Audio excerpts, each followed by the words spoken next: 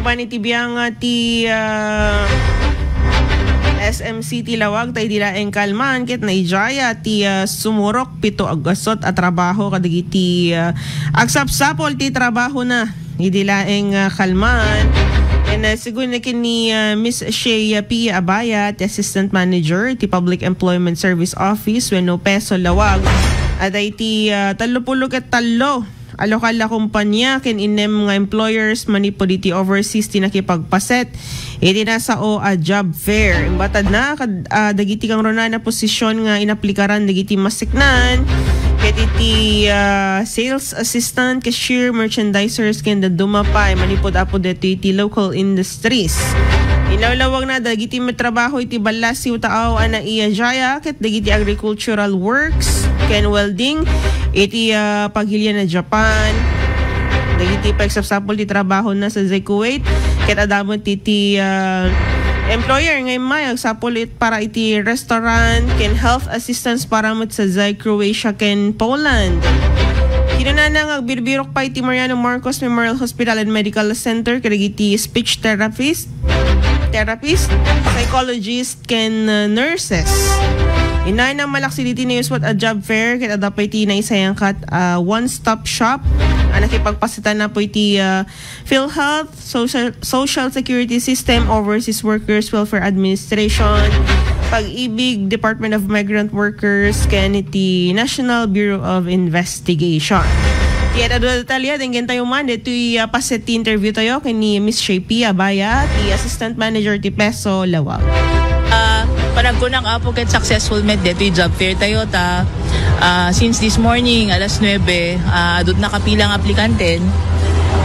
We have 33 local companies, employers, and we have 6 overseas manpower agencies nga ag-recruit da apo ti 700 plus nga trabaho. Around 725 po.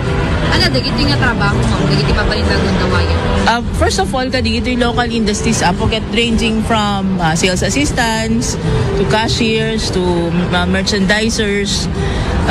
Dagiti overseas apo get for Japan, a number of agricultural works, adamit digitay pang parang welding something and then aduti para restaurants in Kuwait, ada digitay para restaurants sa apo Croatia, mga health assistants yata yung mga yon, and then Poland, I think it's the same. Ni Mariano Marcos Memorial Hospital ito itata recruit so na ti mga professionals like speech therapists, psychologists, nurses apo. Adu ti recruitment dahil so maragsakan ng apo. I don't have ilan ang hired on the spot. Tatlo pa lang. Medyo na anong minti recruitment process kasi adada kumpanya nga dito adapi lang further assessment da. DJ ma'am. Inga na ano oras dati no? Well, din nakakabil the invitation ma'am get until 5 p.m. Ngem no masapa malpas ket pack up tayo. By the way apo adapay ti service, adapay one-stop shop tayo at the PhilHealth, OWA, Pag-ibig, DMW, NBI, SSS. Iso nga apo digiti adda masapol na nga mai-submit when makisarita ka dito nga government agencies. So may dalat ta. Let's take this opportunity to be here at SM, shop, at the same time take advantage of the services. Intugot mi by apo ti City Government of Lawag, intugot mi by TBPLO, Business Process Licensing Office, tapos dito baro nga mahayran papandaalan dito requirements da. Intugot mi pa ti IT, tapos dito tattao apo nga one resume dangan nakasave on Canva mabalinda agpa-print dito apo. So we want everything to be as convenient as possible. So agpaspasalamat tayo ti mall management under the leadership of Sir Gian Kiawit and Ma'am Tina for all the help and assistance being given to the City Government of Lawag, sir. Ma'am. Baga bigat tayo. Dijay ti paset ti panagasarita ni Ma'am Shea, Miss Shea P. Abaya, ti Assistant Peso Manager ni Lawag City ket ado dagiti nang Gundaway. Dulata dagiti sapsapol ti trabaho na mamin ano nga job fair idi kano di holiday yen.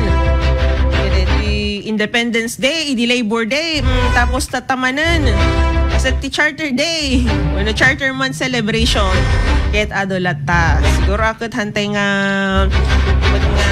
ano tawag na di duma siguro nag-anti contract na pag-iso daman ti kaslang second option dan lakas magarigan dapat ako no makapagpili damat no natirumbang kan na kaya't da nga sir kan nga talagang trabaho DJ nga rod manulaing bulan di giti daduma ag end man ti contract dan di mati arigat na kadagiti daduma pada amang mangged ngam naman pay kasta dakkel nga yaman pailaeng ta ditoy probinsya tayo nga Ilocos Norte ket adu digiti may jayjaya nga oportunidad daket mabalin nga isupay lang digiti temporaryo nga serkan tayo nga trabaho sangwanan nga mapantayon kadagiti talagang linya tayo di ba digiti kasi mga ladalaing experiensyada tapos pumangal danton kadagiti nangat nga to posisyon dapat digiti taga Ilocos Sur may dagtrabaho dito ay taga sabali nga probinsya Cagayan nanapay digiti kabang-ibang ana so digito na ibuyat itatang oportunidad dito Ilocos Norte matlawan nga talagang uray digiti agenti government agencies usually dapat digiti taga sabali nga probinsya so yam-yamanan damat nga dito nga nasarakan ini trabaho kastapay apo dagiti love life damat kayam ken kakabsa dito dapay nga nakaasawa napandamot dito taga Ilocos Norte napandamot sa Zay di maabagatan damat nang nangro na digita gubrat hospital nurses anapay ijemot ti duty da ngem digita call center aduda digiti taga abagatan